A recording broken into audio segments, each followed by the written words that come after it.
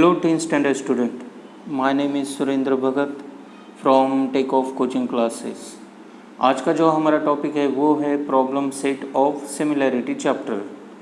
चलो आपको ज़्यादा टाइम नहीं लेते हुए हम स्टार्ट करते हैं problem set of similarity chapter. Question number 1. Question number 1 में क्या है? Select the appropriate alternative. In triangle ABC and triangle PQR in a 1-to-1 correspondence. Already 1-to-1 side का correspondence यहाँ पे दिया है. That is AB upon QR is equal to BC upon PR is equal to CA upon PQ. इसके लिए हम figures देखेंगे. ये दो फिगर है, ट्रायंगल ABC और दूसरा ट्रायंगल है PQR. Triangle ABC and triangle PQR. इसमें साइड का करस्पॉन्डेंट दिया है, that is AB upon QR and BC upon PR. उसके बाद CA अपॉन PQ. ये करस्पॉन्डेंस दिया है. तो हमें देखना है कि triangle PQR similar with triangle ABC ये होगा, या फिर triangle PQR is similar with triangle CAB होगा, या फिर triangle CAB similar with triangle PQR होगा, या फिर triangle BCA similar with triangle PQR होगा. ओके, तो हमें देखना है कौन सा ऑप्शन सही है. अगर हम ट्रायंगल PQR देखते हैं, PQR, ओके, तो यहाँ पे P का P इज़ कॉन्ग्रेंट विथ होना चाहिए C and Q is congruent with होना चाहिए A and R is congruent with होना चाहिए B. क्योंकि हमने साइड का करस्पॉन्डेंस देखा है, AB अपॉन QR देखा है, उसके बाद BC अपॉन PR देखा है और CA अपॉन PQ देखा है. इसे हमें पता चलता है कि A इज सिमिलर या कॉन्ग्रेंट होगा Q से, B कॉन्ग्रेंट होगा R से एंड C कॉन्ग्रेंट होगा P से. तो ये जो PQR है, PQR सिमिलर होना चाहिए CAB से. अगर हम P लेते हैं, PQR इस वे से इस ट्रायंगल को लेते हैं तो ये सिमिलर होना चाहिए CAB इस ट्रायंगल से. तो पहला जो ऑप्शन है triangle PQR similar with ABC, ये रॉन्ग ऑप्शन है. उसके बाद हम देखते हैं option B, triangle PQR is similar with CAB. अभी जो हमने एक्सप्लेन किया था उससे हमें पता चलता है कि ट्रायंगल PQR जो है वो सिमिलर होना चाहिए CAB से. तो यही हमें इसका आंसर मिलता है. That's why solution, that is answer B, triangle PQR is similar with triangle CAB. Question 2. If in triangle DEF and triangle PQR, angle D is congruent with Q, angle R is congruent with E, then which of the following statement is false? तो हमें इसमें false statement कौन सा है वो देखना है. देखते हैं triangle DEF and triangle PQR. Figure से ही हमें पता चलता है कि एंगल D जो है वो कॉन्ग्रेंट है Q से, angle D congruent with angle Q, और एंगल R जो है वो कॉन्ग्रेंट है एंगल E से. Then which of the following statement is false? तो हमें फॉल्स स्टेटमेंट ढूंढना है. तो पहला जो स्टेटमेंट है A, that is EF upon PR. EF upon PR and DF upon PQ. ये एकदम करेक्ट करस्पॉन्डेंस है. अगर हम EF देखेंगे तो वो EF अपॉन PR ही होना चाहिए एंड DF अपॉन PQ ही होना चाहिए. तो पहला जो स्टेटमेंट है वो एकदम करेक्ट स्टेटमेंट है. उसके बाद देखेंगे हम DE. अगर हम ट्रायंगल DEF का DE लेते हैं तो हमें ट्रायंगल पी क्यू आर का आर क्यू या फिर क्यू आर लेना चाहिए, लेकिन ऑप्शन बी में D E upon P Q दिया है। इसी से पता चलता है कि ये जो ऑप्शन बी है ये रॉन्ग ऑप्शन है। Okay, that's why solution for this D E upon P Q is equal to E F upon R P. This is the wrong statement, यानी कि false statement. Question number 3, in triangle ABC and triangle DEF, angle B is congruent with angle E, angle F is congruent with angle C, and AB is equal to 3DE. Then which of the statement regarding the two triangle is true? हमें true statement कौन सा है वो देखना है। Okay, अब देखते हैं ट्रायंगल ABC में एंगल B जो है वो कॉन्ग्रुएंट है एंगल E से, एंगल F जो है वो कॉन्ग्रुएंट है एंगल C से, और AB is equal to 3DE दिया है, यानी कि एक ट्रायंगल दूसरे ट्रायंगल से बड़ा होना चाहिए, क्योंकि इसकी जो साइज़ है AB is equal to 3D, DE की जो साइज़ है उससे AB 3 गुना बड़ा है। ओके, दैट्स वाई ABC ये बड़ा ट्रायंगल होना चाहिए और DEF ये छोटा ट्रायंगल होना चाहिए। और इसमें हमने देखा है कि एंगल B और एंगल E कॉन्ग्रुएंट है, angle C and angle F congruent है, यानी कि दोनों ट्रायंगल में एटलीस्ट 2 एंगल्स कॉन्ग्रुएंट है। और हमें मालूम है अगर दो ट्रायंगल्स में एटलीस्ट 2 एंगल्स कॉन्ग्रुएंट होते हैं तो हम AA टेस्ट ऑफ सिमिलैरिटी का यूज़ करके हम ये बोल सकते हैं कि triangle ABC and triangle DEF, यानी कि ये दोनों ट्रायंगल एक दूसरे को सिमिलर है। तो हमारा जो स्टेटमेंट है, statement A, the triangle are not congruent and not similar, ये तो फॉल्स होना चाहिए क्योंकि दोनों ट्रायंगल एक दूसरे को सिमिलर है। The triangles are similar but not congruent, हमने अभी देखा था कि दोनों ट्रायंगल एक दूसरे को सिमिलर है बट वो कॉन्ग्रुएंट नहीं है, क्योंकि AB साइज जो है, AB साइड वो DE से 3 गुना ज़्यादा है, यानी कि अगर हम शेप की बात करेंगे तो दोनों ट्रायंगल एक दूसरे से कॉन्ग्रुएंट नहीं होंगे, बट दोनों ट्रायंगल एक दूसरे से सिमिलर है। तो ये जो B स्टेटमेंट है वो यहाँ पे ट्रू होना चाहिए। That's why solution, both triangles are similar but not congruent. This is the true statement. Question number 4, triangle ABC and triangle DEF are equilateral triangle. Area of triangle ABC as area of triangle DEF is equal to 1/2. If AB is equal to 4, then what is the length of DE?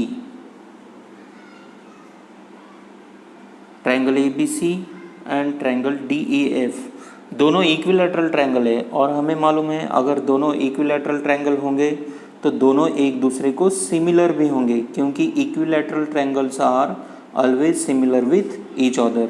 तो triangle ABC and triangle DEF दोनों एक दूसरे को similar है, और हमें मालूम है अगर दोनों एक दूसरे को सिमिलर है then the ratios of areas of similar triangles is equal to the ratio of the square of their corresponding sides.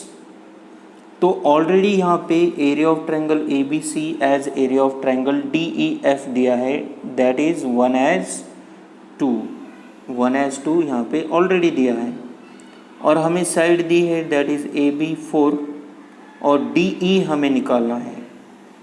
तो हम क्या ले सकते हैं, हम ऐसा ले सकते हैं कि AB square upon DE square is equal to 1/2। अगर हम उसका स्क्वायर रूट लेंगे तो AB upon DE is equal to √1 upon √2 होगा।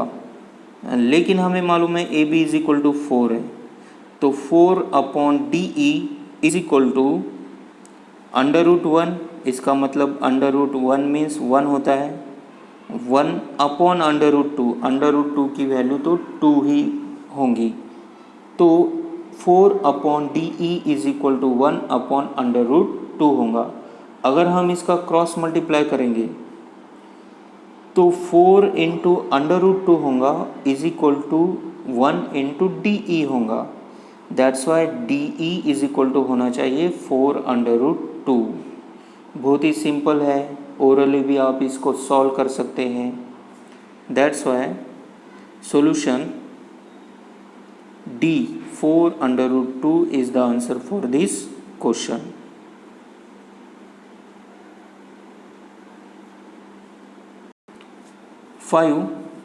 In figure, segment XY parallel with BC, then which of the following statement is true? Figure देखेंगे, इस figure में हमें ABC ये एक बड़ा ट्रायंगल मिलता है और इस ट्रायंगल में AB को और AC को इंटरसेक्ट करने वाली लाइन XY, ये जो XY लाइन है ये BC को पैरेलल है, यानी कि ट्रायंगल के थर्ड साइड को पैरेलल है। तो इस सिचुएशन में हमें थ्योरम BPT का यूज़ हम यहाँ पे आसानी से कर सकते by the theorem of BPT, basic proportionality theorem. तो यहाँ पे होना चाहिए AX upon XB is equal to AY upon YC।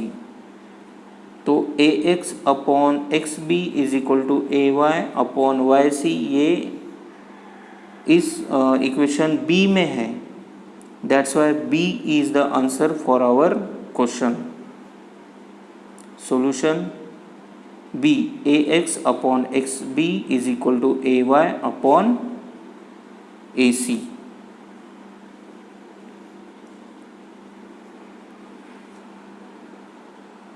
तो question number 2, in triangle ABC B'D' C, यानी कि B, D and C are collinear points. Collinear point means these points are lies on the same line. BD is equal to 7, BC is equal to 20, then find following ratios. Area of triangle ABD upon area of triangle ADC, area of triangle ABD upon area of triangle ABC, area of triangle ADC upon area of triangle ABC। ऐसे हमें 3 questions यानी कि 3 ratios दिए हैं, ये ratios हमें निकालना है। ओके, इसके लिए फिगर कुछ इस तरीके से होंगी, that is ABC, in triangle ABC B'D'C, यानी कि point B, point D and point C, ये तीनों जो पॉइंट है वो एक ही लाइन पे है। That's why these are the collinear point.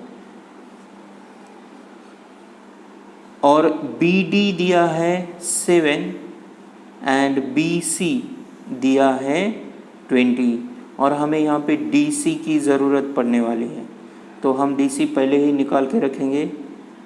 That's why BC is equal to what, BD plus DC, क्योंकि तीनों भी पॉइंट्स एक ही लाइन पे हैं। तो ये जो BC है, BC इज इक्वल टू होना चाहिए BD प्लस DC। BC हमारे पास है दैट इज 20 और BD इज इक्वल टू 7, तो इससे हमें DC मिलेगा। DC इज इक्वल टू होगा 20 माइनस 7, क्योंकि ये जो 7 है ये लेफ्ट हैंड साइड को जाएगा। 20 minus 7 is equal to DC, that's why DC is equal to 13 units. ये जो DC है, DC is equal to 13 units, ये याद रखना है हमें। DC is equal to 13 units, BD 7 and BC 20। अगर हम इस ट्रायंगल को देखेंगे तो इस ट्रायंगल में हमें 3 और ट्रायंगल मिलेंगे, दैट इज ABD, ADC और ये जो बड़ा ट्रायंगल है ABC। अगर हम देखेंगे तो इन तीनों ट्रायंगल में ये कॉमन वर्टेक्स है, कॉमन वर्टेक्स A। अगर हम इस कॉमन वर्टेक्स से एक परपेंडिकुलर लाइन निकालेंगे इस BD पे, तो ये हो जाएंगे height of triangle A B D. और अगर हमें ए से ए डी सी इस ट्रायंगल की हाइट निकालना है तो वही जो लाइन हमने परपेंडिकुलर निकाली है बी डी पे, वही हाइट हो जाएंगी इस ट्रायंगल ए डी सी के लिए। और एक ट्रायंगल है ट्रायंगल ए बी सी, इस बड़े ट्रायंगल के लिए भी हमें ए से एक परपेंडिकुलर ड्रॉ करना होगा बी डी पे, जो कि हाइट होंगी ट्रायंगल ए बी सी की। यानी कि इससे हमें पता चलता है कि इन तीनों ट्रायंगल की हाइट जो है वो सेम है। Triangle A B C, triangle A B D और triangle A D C. A B D, triangle ABD, triangle ADC and triangle ABC have a common vertex A, right? And their bases BD, DC and BC lie on the same line. Therefore, height is same. Their heights are equal. अगर तीनों triangles की Heights equal है तो हमें मालूम है कि अगर हाइट इक्वल होती है तो area of that triangle, the ratio of areas of that triangle is equal to their corresponding basis, the ratio of their corresponding basis. Therefore हमें यहाँ पे बेसिस लेना है ए बी डी, जो ट्रायंगल है ए बी डी उसका base है B D, और ए डी सी जो ट्रायंगल है उसका बेस है DC. Therefore, area of triangle ABD upon area of triangle ADC is equal to BD upon DC. BD की value BD is 7 and DC is equal to 13. Therefore, area of triangle ABD upon area of triangle ADC is equal to 7 upon 13. Area of triangle ABD और area of triangle ABC, B D and B C ये इनके basis है। B D and B C height same है, इसलिए the areas of that triangle is the ratio of areas of this triangle is equal to the ratio of their corresponding basis. Therefore B D जो कि हमें मालूम है 7 और B C जो कि है 20। Therefore area of triangle A B D upon area of triangle A B C is equal to 7 upon 20. Area of triangle ADC upon area of triangle ABC is equal to DC upon DC है 13 and BC है 20. Area of triangle ADC upon area of triangle ABC is equal to 13 upon 20.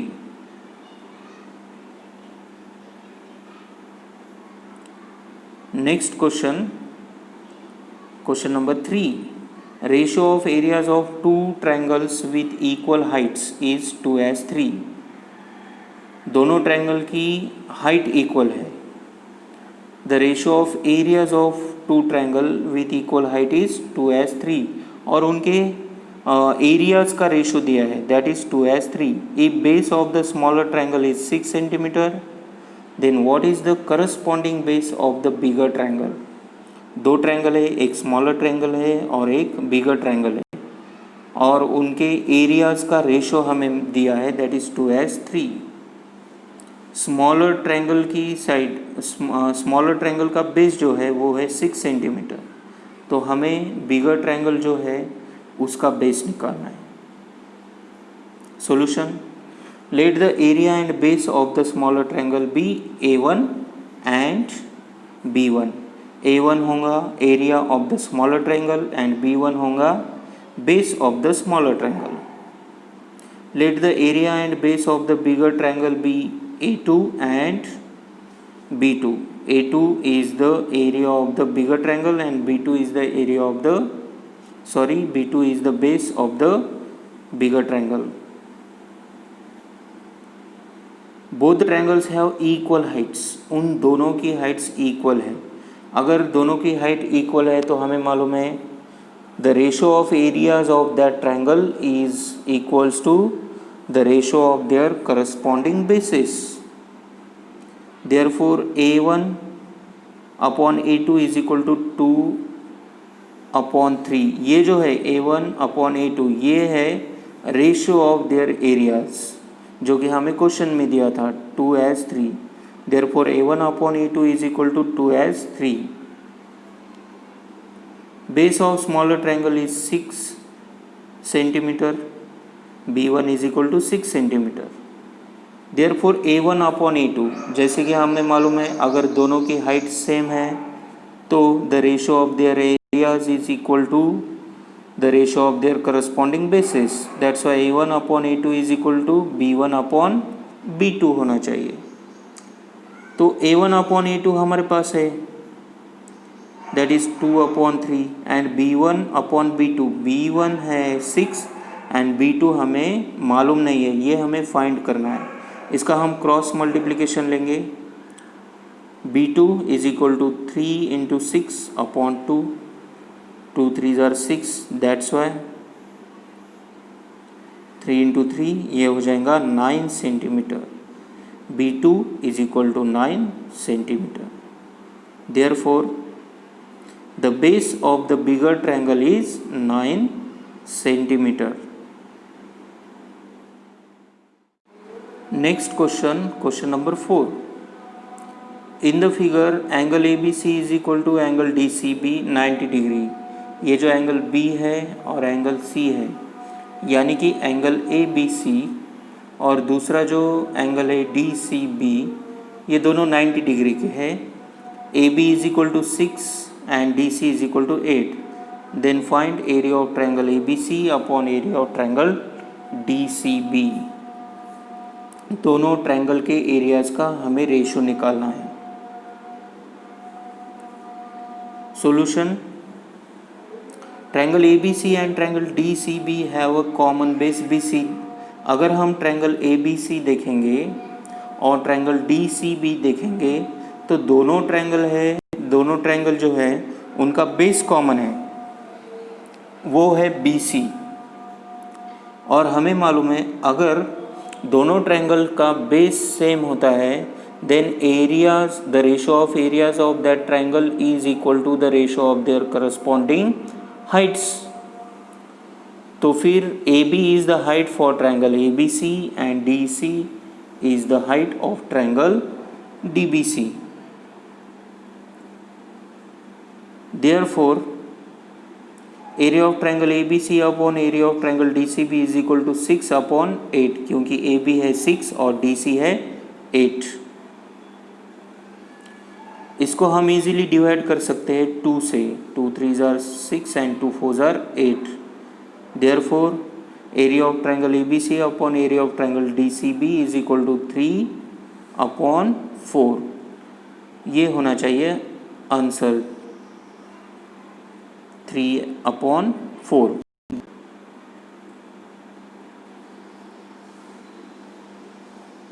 Question 5. In the figure, PM is equal to 10 centimeter. Area of triangle PQS is equal to 100 square centimeter. Area of triangle QRS is equal to 110 square centimeter. Then find NR. देखिए in this figure PQS, ये एक triangle है PQS और दूसरा एक triangle है QRS. दोनों triangle, area of triangle PQS already दिया है, दैट इज 100 स्क्वायर सेंटीमीटर, और area of triangle QRS that is 110 square centimetre. और हमें NR निकालना है, NR साइड. अगर हम देखेंगे तो दोनों ट्रायंगल का जो बेस है वो सेम है, दैट इज QS, और ट्रायंगल PQS की हाइट है PM, क्योंकि P से परपेंडिकुलर निकाला है QS पे, तो QS हो जाएगा बेस एंड PM हो जाएंगी height of the triangle PQS. और QRS में QS होगा बेस और RN होंगी हाइट, क्योंकि R से परपेंडिकुलर निकाला है QS पे.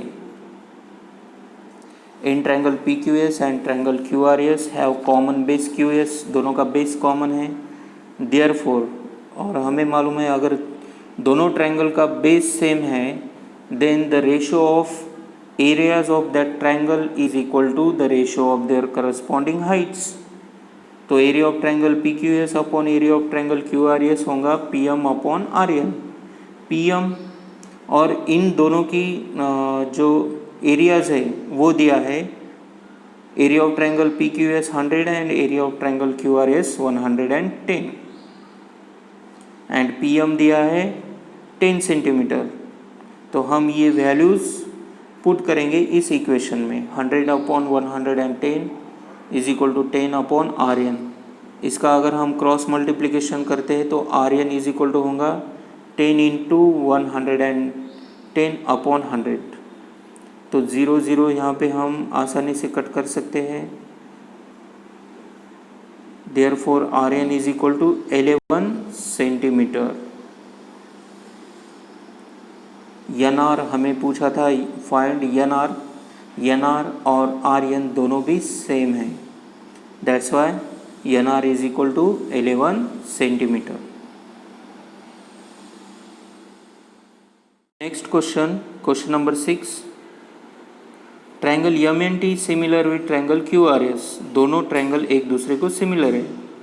Length of altitude drawn from point T is 5 and length of altitude drawn from point S is 9. Find the ratio area of triangle MNT upon area of triangle QRS। इसके लिए हम figures देखेंगे। Triangle MNT और दूसरा triangle है triangle QRS। इन दोनों में altitude, MNT का अल्टीट्यूड है TA और QRS का अल्टीट्यूड है SB। अल्टीट्यूड और हाइट दोनों भी सेम होते हैं। Altitude means height, that's why TA is the height of triangle MNT और TA is 5। 5 is the height for triangle MNT and 9 is the height for triangle QRS। दोनों triangle एक दूसरे को सिमिलर है। Triangle MNT is similar with triangle QRS। Angle M congruent है angle Q से। Angle M and angle Q both are congruent with each other. Corresponding angles of similar triangle. ये दोनों जो है ये सिमिलर ट्रायंगल्स के angle है और हमें मालूम है कि सिमिलर ट्रायंगल्स के angles are congruent with each other. तो एंगल M कॉन्ग्रेंट होगा एंगल Q से। Angle MAT congruent with angle QBS। Angle MNT जो है वो एंगल QBS से कॉन्ग्रेंट है। MAT क्योंकि दोनों जो एंगल है 90 डिग्री के, MAT 90 degree angle and QBS this is also 90 degree angle.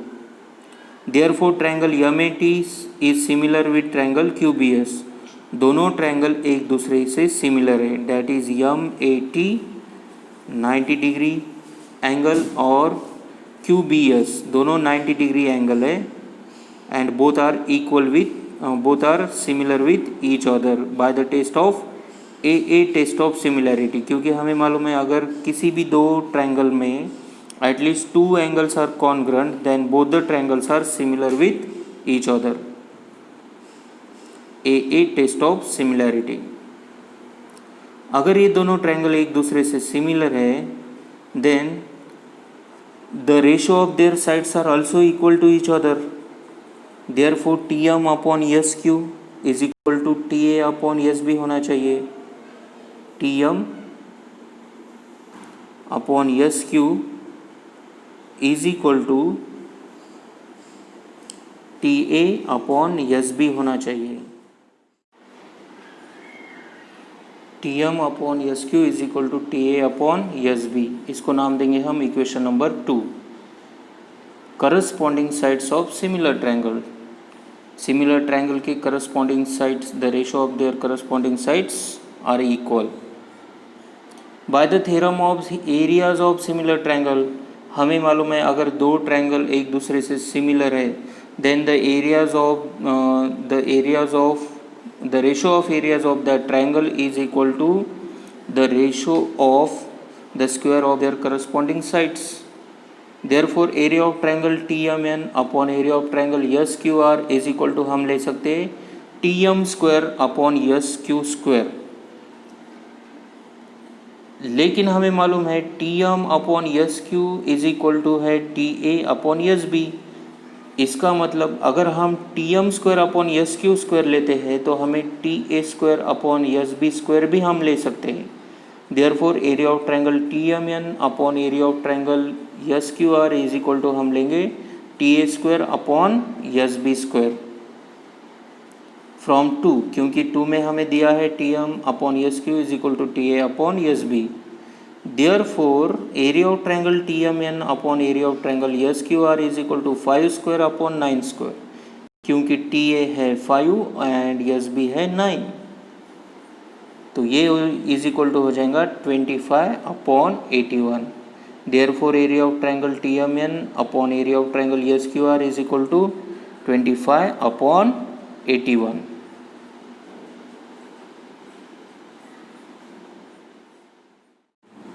Question number 7. In the question number 7, in figure A dash D dash C and B dash E dash C, segment DE is parallel with side AB. If AD is 5, DC is equal to 3 and BC is equal to 6.4, then find BE. ये जो figure है इसमें हमें एक triangle दिया है, triangle ABC। इस triangle में DE पैरेलल है AB से और A dash D dash C, यानी कि ये जो पॉइंट है A, D और C, ये तीनों जो पॉइंट है वो कोलिनियर पॉइंट है, यानी कि तीनों जो पॉइंट है एक ही लाइन पे है, that's why these points are collinear. और B dash E dash C यानी कि BEC ये भी पॉइंट कोलिनियर पॉइंट है, क्योंकि ये तीनों पॉइंट एक ही लाइन पे है। DE पैरेलल दिया है AB से, okay. AD is equal to 5, DC is equal to 3 and BC is equal to 6.4। BC दिया है 6.4। फाइंड BE, तो हमें BE की वैल्यू निकालना है। BE की वैल्यू हमें मालूम नहीं है, इसलिए BE इज इक्वल टू हम लेंगे 6 यूनिट। BC बरो इज इक्वल टू क्या होगा, BC is equal to BE plus EC होगा, और BE हमें मालूम है that is X and CE हम BC दैट इज 6.4। CE हमें मालूम नहीं, लेकिन अगर ये जो X है ये इसको हम अगर लेफ्ट हैंड साइड में भेजेंगे तो ये हो जाएगा CE is equal to 6.4 minus X। अभी देखेंगे इन triangle ABC segment DE parallel है सेगमेंट AB से, और हमें मालूम है अगर इस टाइप की सिचुएशन होती है, यानी कि ट्रायंगल ABC में BC और AC को इंटरसेक्ट करने वाले point that is point E and point D, इन दोनों को इंटरसेक्ट करने वाली line third side of that triangle यानी कि AB इससे पैरेलल है, तो हम यहाँ पे DPT थ्योरम का इस्तेमाल कर सकते हैं, that is basic proportionality theorem. Therefore by basic proportionality theorem AD upon DC is equal to BE upon EC, ऐसा हम लिख सकते हैं। AD upon DC is equal to BE upon EC। तो AD है 5, DC है 3 एंड BE है X और EC है 6.4 माइनस X। इसका हम क्रॉस मल्टीप्लाई करेंगे, 5 into 6.4 minus X is equal to 3 into X। 6.4 into 5 minus 5 into X is equal to 3X। ये जो 5X है इसको अगर हम राइट हैंड साइड में भेजेंगे तो ये 3X से ऐड हो जाएगा, that's why 6.4 into 5 is equal to 3X plus 5X, ये हो जाएगा 8X। 6.4 इंटू 5 डिवाइडेड बाई 8, ये जो 3X प्लस 5X है ये हो जाएगा 8X, तो यहाँ का जो 8 है वो मल्टीप्लाई में है x के, उसे हम डिवीजन में भेजेंगे 6.4 into 5/8। That's why x is equal to, अगर हम 8 से इस 6.4 को डिवाइड करते हैं तो वो हो जाएगा 0.8, और 0.8 इंटू 5 ये हो जाएगा 4.0। That's why x is equal to, point के बाद जो 0 आएगा उसको हम हटा देंगे, that's why x is equal to 4। और x is equal to what, x is equal to b, therefore BE is equal to 4 units.